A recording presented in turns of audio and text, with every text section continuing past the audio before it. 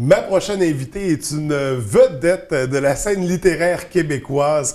Elle est active depuis plus de 40 ans sur la scène littéraire. On l'a connue par sa poésie, mais elle est également romancière et ce matin, elle nous présente son 11e roman qui s'intitule Le Rose des temps. Il s'agit de Madame Yolande Villemer qui est avec nous présentement. Bienvenue à l'émission, ça va bien? Oui, ça va très bien, merci. Écoutez, comme je le mentionnais, plus de 40 ans de métier sur la scène littéraire. Ça a débuté, si on se souvient bien, en 1974 avec une première publication qui était à l'époque un recueil de poésie, c'est bien ça? Oui, j'ai publié Machine Telle en 1974, mais la même année, j'ai aussi publié un premier roman. OK. Donc, on commençait ça en grande. Et là, déjà, dès le départ, vous aviez été remarqué là, par le milieu. Ça avait été un succès en soi, là, ces deux ouvrages-là.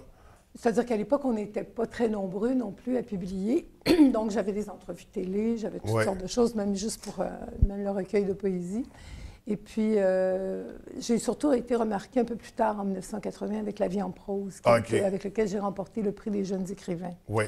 Et d'ailleurs, ce fut le premier prix d'une belle série de reconnaissances littéraires. On parle d'une dizaine de prix en carrière, peut-être même plus que j'ai pas pu retrouver nécessairement. Je sais pas, j'ai jamais compté, mais... mais quand même, c'est parce qu'à partir de là, c'est ça, on dit le premier prix au début des années 80. Ça fait boule de neige un peu, là, parce que depuis ce temps-là, on entend beaucoup parler de votre poésie, entre autres, mais également les romans, d'ailleurs, comme celui qu'on va présenter ce matin. Mais sur le plan poésie, là, du côté de la poésie, c'est probablement l'aspect sur lequel vous êtes la plus active en littérature. On parle d'une vingtaine d'ouvrages qui ont été publiés. À peu près, oui. C'est parce que pour moi, j'ai l'impression que je passe beaucoup plus de temps à faire les romans, tandis que les recueils de poésie, c'est généralement plus court. Donc, quoi qu'il y en a un qui m'a pris 8 ans, comme ce roman-là, le recueil L'Armour.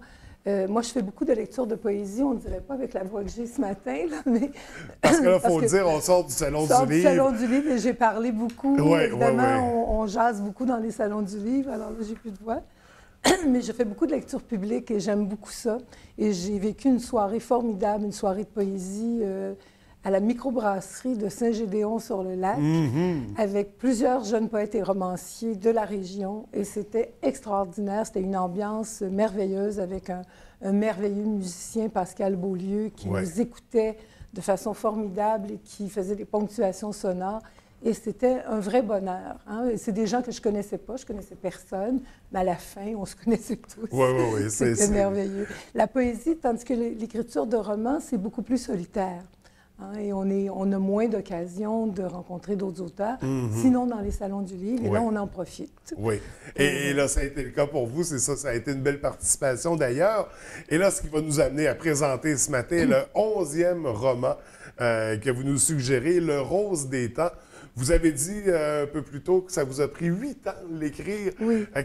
Expliquez-moi comment ça fonctionne, une démarche littéraire, là, quand on veut écrire un roman comme ça. Alors, j'ai obtenu la bourse de carrière en 2009 et c'était pour un projet qui s'appelait La Rose des temps. La Rose. Mais ça a changé en cours d'écriture et le projet a changé en cours d'écriture aussi. Mais j'ai commencé à l'écrire dès 2009. Et c'est donc, je l'ai fini en 2015 parce que le Druide ne publie que 8 livres par année. Donc, il a fallu que j'attende un peu, mais je voulais absolument publier chez Druide parce que j'aimais bien l'esprit de la maison et tout ça. Donc, j'ai attendu, ça ne me dérangeait pas et je n'avais pas de pression. Alors, je leur ai donné le manuscrit juste quand il était terminé. Ils ne le savaient pas. Ça a été une surprise parce que mon autre éditeur avait été racheté par une autre maison. Enfin, ça, c'est de la cuisine, si on veut. Mais je me suis beaucoup amusée. Justement, j'avais tout mon temps pour l'écrire. Et j'ai procédé par fractale narrative, c'est-à-dire c'est des courts fragments, parce que on est tous comme ça dans le moment. On lit moins de façon continue. On lit par fragments parce que... Des petits bouts comme par-ci, par-là. Par-ci, par-là, parce qu'on est toujours très... occupé soit par des médias sociaux. Moi, je suis beaucoup sur Twitter. Il y a une dimension du livre où ça se passe dans la twittosphère. Il y a une dimension qui se passe dans des mondes virtuels aussi. Donc, très contemporain. Très contemporain. Et en même temps, ça se déplace beaucoup dans l'espace et dans le temps. Ça commence à Paris, mais ça se passe à Montréal, ça se passe à Tadoussac, au 19e siècle. Le fjord fait partie de mon roman. Alors, j'étais très contente. Mon accompagnateur, tantôt, m'a accompagnée pour voir la magnifique baie. C'est scène de votre propre histoire, de votre propre livre. C'est ça. Et j'étais déjà venue à la baie pour une lecture de poésie, justement, il y a quelques années, mais c'était le soir. Alors, on voyait de jolis reflets de lumière, mais c'est quand même différent de le voir de jour, c'est beaucoup plus beau. Et voilà, alors donc ça se passe, évidemment, les gens voient la couverture, ça se passe en Égypte ancienne. Oui. Hein, et c'est une dimension importante. Il y a un personnage central qui s'appelle Viviane. Et à la suite de la mort de sa mère, elle va s'interroger sur la mort. Il y a un chapitre qui s'appelle « Les portes blindées de la mort ». Et elle va se rendre en Égypte dans un voyage initiatique avec un groupe. Et elle est déjà allée, on apprend qu'elle est déjà allée en Égypte, c'est la deuxième fois qu'elle y retourne. Et là, elle s'interroge beaucoup, c'est une civilisation de la mort, d'où la couverture. C'est une photographie que j'ai faite moi-même, une journée de grand soleil dans l'île Éléphantine, et je voyais à peu près pas le bas-relief que j'ai photographié. Et c'est quand je l'ai vu apparaître sur mon ordinateur que là, j'ai vu que c'était comme l'histoire d'une rencontre. Et c'est un roman vraiment sur la rencontre entre les personnages. Oui. Donc, une belle aventure, comme on disait, qui se situe à plusieurs endroits géographiquement parlant, mais à plusieurs époques également. Oui. Donc, on va voyager dans l'histoire, on va voyager dans le monde au travers de cette aventure littéraire. Un 11e roman, un 11e ouvrage pour c'est ça, votre côté romancière, du côté poésie. Est-ce qu'il y a des trucs qui s'en viennent également? Est-ce qu'on a un recueil à surveiller bientôt? Je viens, à peine le livre vient de sortir, alors je suis encore... On va décompresser un peu. Oui, dans la période où je m'accorde un peu de répit avant de recommencer, mais effectivement, je vois qu'il y a des projets qui surgissent peu à peu. Et quand j'ai assisté à la lecture de poésie, quand j'ai participé aussi avec mes textes à la lecture de samedi soir dernier, de Saint-Gédéon, là, j'ai senti que oui, ça serait probablement un souffle. Généralement, d'ailleurs, je fais les recueils de poésie entre les romans. OK. Donc, on essaie d'alterner, oui, parce que d'équilibrer. C'est parce qu'en poésie aussi, c'est un laboratoire d'écriture que je fais, c'est que c'est plus expérimental.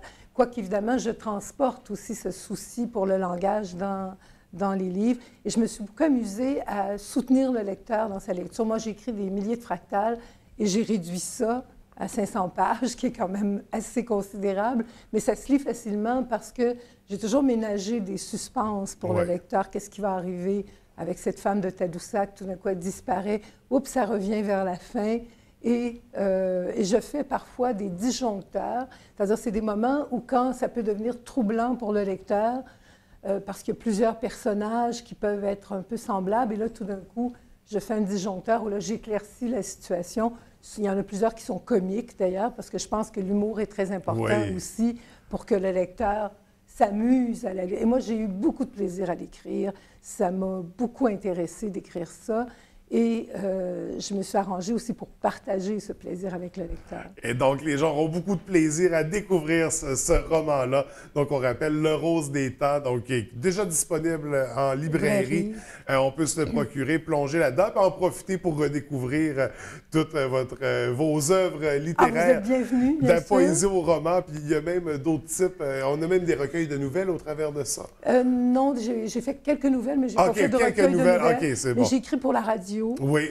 Et puis j'ai écrit des nouvelles, mais j'ai pas fait de recueil comme tel. Ce que j'ai publié, c'est des romans. J'ai fait des pièces radiophoniques qui ont été publiées, par contre. Donc, très active, une auteure très active. C'est à découvrir. Écoutez, Madame Villemer, je vous remercie d'être venue nous rencontrer. C'est un très beau roman que vous nous avez présenté ce matin. On invite les gens à le découvrir et on surveille tout ça de très près pour la suite. Est-ce que vous avez, on a dit que vous êtes active sur Twitter, est-ce que vous avez une page Facebook d'auteur, un site Internet à consulter? Non, je suis fanatique de Twitter, mais pas de Facebook. Alors, c'est sur Twitter qu'il faut vous suivre. C'est sur Twitter. Alors, c'est mon nom avec juste MAI, comme au mois de mai. Ça finit comme ça parce qu'on n'a pas pu...